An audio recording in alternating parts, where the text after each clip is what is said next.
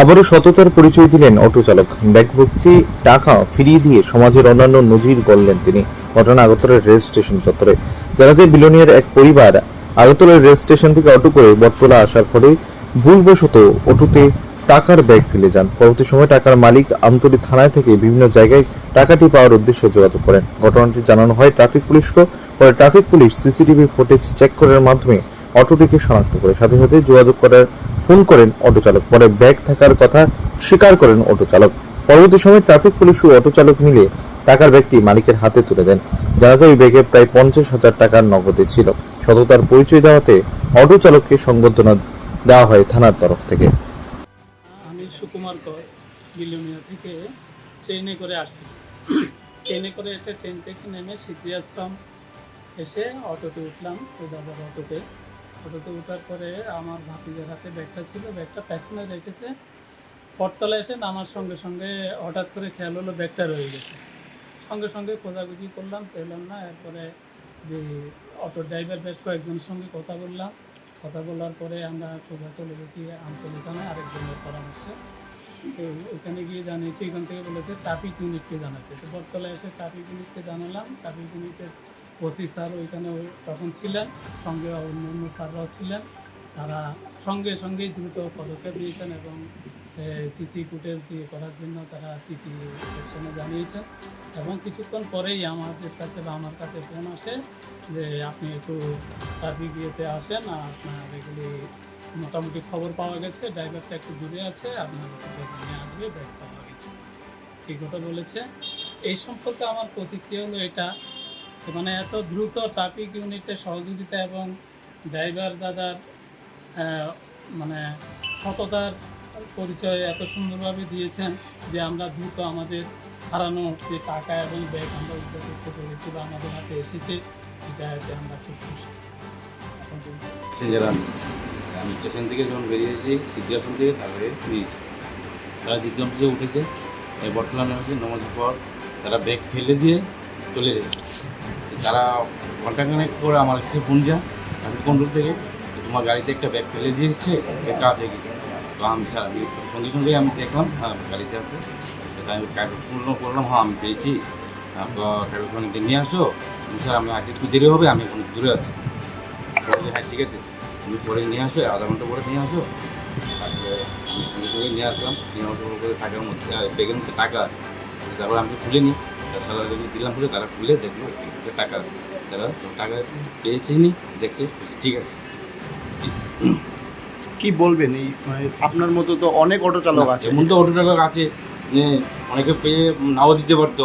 হ্যাঁ, আমি পেয়েছি এরকম, তোমরা আমার কাছে নেই, আমি পাইছি না। হ্যাঁ, কে নিয়ে গেছে আমি তো বলতে পারবো না, আমি কীভাবে বলবো? বুঝছে? আপনার নাম? টোনপাল। বাড়ি? কিশোরগড়। সিদ্ধিআশ্রম উঠেছিলাম অটোতে, এখান থেকে বটতলা এসে নেমেছি।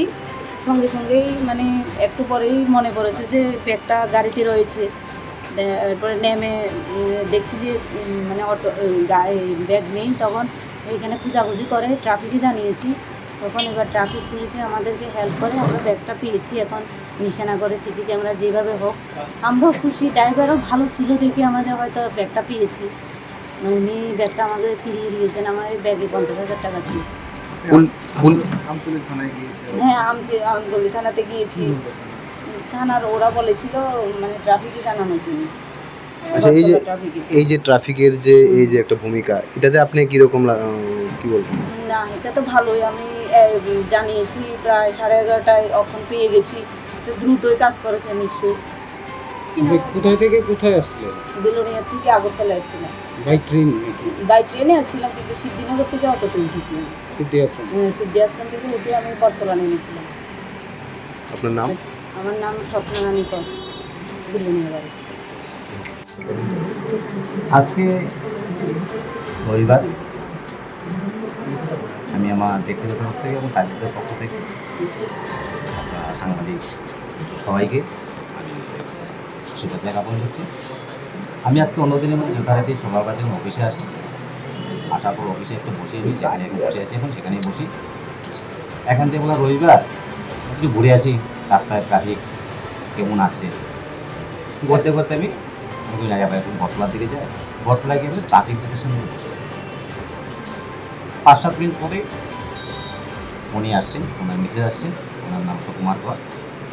উনি বেলুনা থেকে আসছেন, উত্তর জননগর থেকে। উনি বলছেন আমাকে, ওনার মিসেজ বলছেন, উনি বলেন আমি দাঁড়িয়ে আছি বলতে, স্যার আমি তো ট্রেনে আসছিলাম, ট্রেনে এসে সিদ্ধাশ্রম থেকে আমি একটা অটোতে উঠেছি, ওটা আমি বটতলা নেমেছি। বটতলা নামার পর ওটা চলে গেছে, ওটা না ব্যাগ রয়ে গেছে, ব্যাগটা মানে 50,000 টাকা ছিল।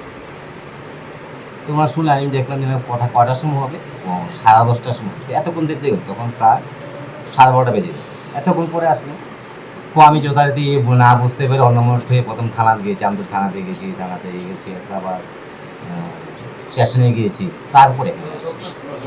তখন চিন্তা করে এখন কী করা যায়, অটোর নাম্বারটা যদি থাকতো পেতাম, নিজের জায়গা বললে পেতাম। তখন আমি কী করলাম, যথারীতি আমি ওনাকে স্ন্যাপ করলাম, আমি আমাকে নিয়ে এসে বিপদ আছে, ওনাকে স্ন্যাপ ওঠাও, আমার টাকা কন্ট্রোল দাও, তোমরা তিনজন আমার আইটি বলে পাঠিয়ে দিয়ে আমি রেজিস্টার পাস করলাম যে দেখো 10:30টার সময় সিদ্ধাশ্রম থেকে এই মহিলা এবং উনি দাদা কোন অটোতে উঠেছে, আমরা ক্যামেরা কাভারেজ করে গেলাম। আমার ম্যাক্সিমাম আমরা আগরতলা সিসিটিভি কাভারেজ আছে। যথারীতি যখন 2টা-5টা হয়েছে তাদের টেস্ট করতে পেরেছে, ওটা পেয়েছে, নাম্বারটা পেয়েছে। নাম্বারটা টেস্ট করার পর আমরা দেখতে পাই যার টেলিফোন নাম্বার রেজিস্ট্রেশন নাম্বার সে অ্যাড থাকে, তখন ওর নাম্বারটাকে আমি পর্দা করতে পারি। তার সঙ্গে পেয়ে আমাদের কন্ট্রোল থেকে ওনার সঙ্গে কথা বলেছেন যে আমি আছি, একদম কাছাকাছি, ব্যাগটা আছে। তুমি অনুভব ওই সময় যে মিনিমাম তাদের সাথে কথা বলে তাদের টেলিফোন নাম্বার রেখে দিয়েছে। তো ওনাকে বলছি আমাদের কন্ট্রোল আসার জন্য, যথারীতি অটো চালক ওনার অটো নিয়ে এসে অফিসে এসে হাজির হয়েছে। তখন ওনার কাছে ব্যাগটা দেওয়া হলো, দেখেন আপনার ব্যাগের মধ্যে কী কী আছে দেখে নিন। উনি ওনার জায়গা মতো দেখা মতো যা যা ছিল আর্টিকেল ছিল সবই পেয়েছে, এবং যেটা যে জিনিস বলেছে টাকা, ও টাকা তো আছে। তোই আমি দেখলাম যে আমাদের সিসিটিভি থেকে যে ট্রেসটা পেয়েছি, এটা তো একটা জিনিস পাওয়া গেছে, যে কোনো জিনিস হারানোর পর যদি আমরা সঠিক সময়টা বলতে পারি তারপর কিছু করেছি। এছাড়াও আজকে উনি একজন অটো চালক, উনি যে আজকে এখান থেকে না যে অন্যখানে নিয়ে যেতে পারতেন, কাউকে দিয়ে যেতে পারতেন, খুলে দেখতে পারতেন, কিন্তু উনি ওনার সততা বজায় রেখেছেন। আমরা প্রত্যেকে যদি আমরা নিজের সততা বজায় রাখি, যে যে কাজই করি না কেন, সততার অনেক মূল্য আছে, যদি বজায় রাখি তাহলে